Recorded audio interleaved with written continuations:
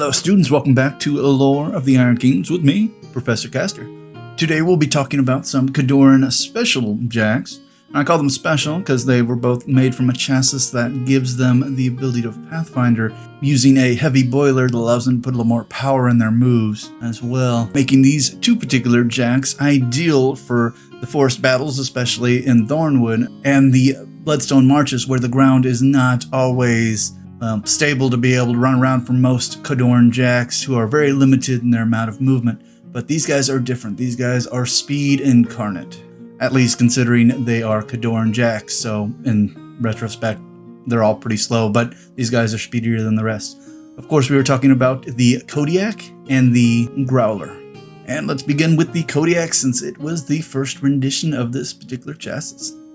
Initial service date, 547 AR, height 11 feet 9 inches, weight 11.2 tons, fuel 990 pounds, general use 6 hours, combat use 75 hours, most likely due to that heavy boiler. Armaments, twin armored fists. The Kodiak was inspired by the tenacity of the 5th Border Legion, which refused to admit defeat at the end of the First Thornwood War. Having learned many harsh lessons in that conflict, the High Command realized that the Khadoran arsenal required an all-terrain weapon that could negotiate the dense forest. Thus, the Kodiak was conceived, a jack capable of smashing its way through heavy foliage before delivering crushing blows with its reinforced fist. Almost nothing can withstand the steam-driven assault of Kodiak set into action. The jack barely notices obstacles and other terrain impediments.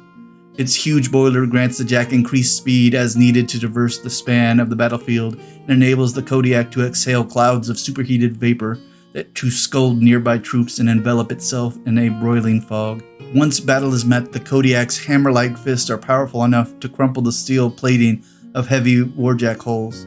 Because it carries no weapons, the Kodiak is adept at grappling enemy Warjacks, slamming them to the ground and hurling them through the air with ease.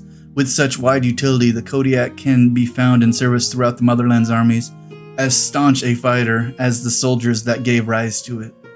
The Kodiak was one of the first Warjacks that I saw outside of the regular Juggernaut and Destroyer chassis, and this thing is quick and very useful, especially if the enemy likes to, say, pop up trees themselves, because this guy doesn't see trees. Well, he sees them, but they don't really stop him in his approach.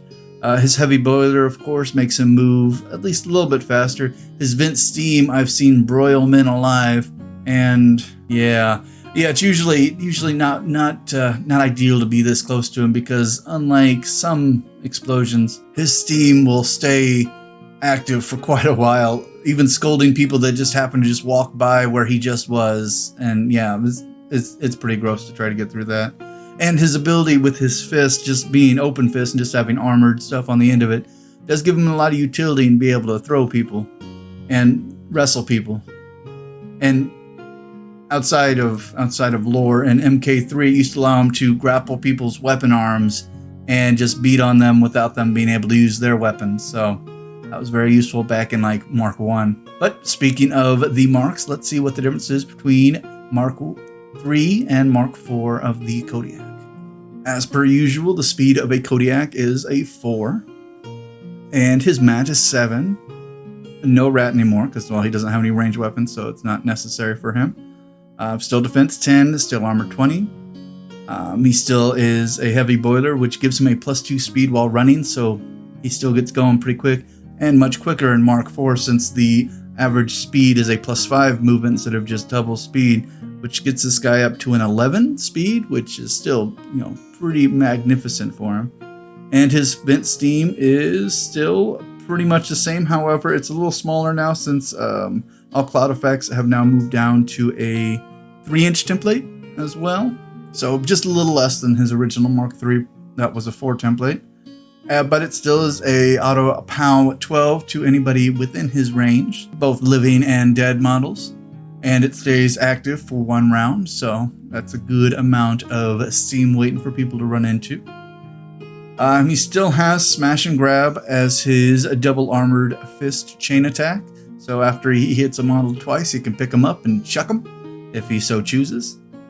And his arms are still the same amount of damage, so this guy did not take very much changes outside of him being a little bit faster in Mark IV. So that's great. And he still has Pathfinder 2, so almost the exact same model.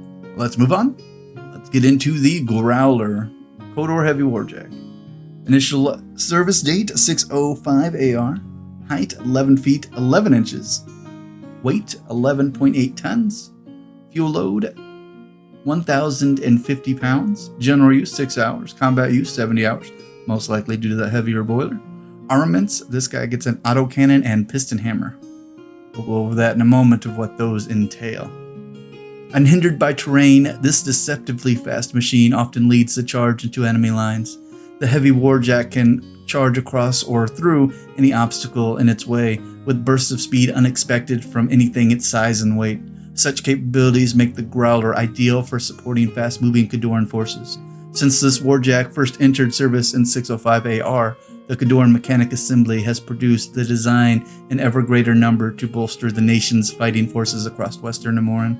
Though the Kodiak has long been touted as one of the finest achievements in Khadoran engineering, and rightfully so, the Grolar is renowned for its integrated advanced weapon systems. The machine combines a rapid-fire cannon and devastating melee capabilities with its powerful steam engines, enabling it to reach the best vantage points to rain down the heavy fire into the opposition.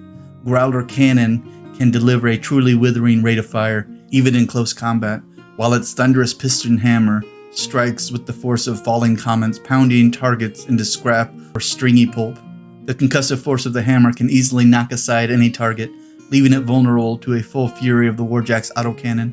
The Growler serves as a swift deterrent when armies must claim objectives quickly, rather than as a replacement for jacks like Juggernaut or the Destroyer, which Khador will surely continue to produce for generations to come.